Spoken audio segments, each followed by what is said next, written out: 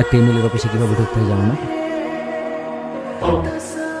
আপনি তো এমএলএ না, এই চেয়ারটা দখল করে বসে থাকে একটা সাই দেওয়া মানুষ। যাও, বেরিয়ে যাও।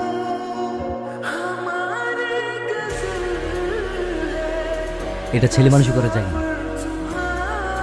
তুমি জানো না তোমার সঙ্গে কি হতে পারে। হ্যালো,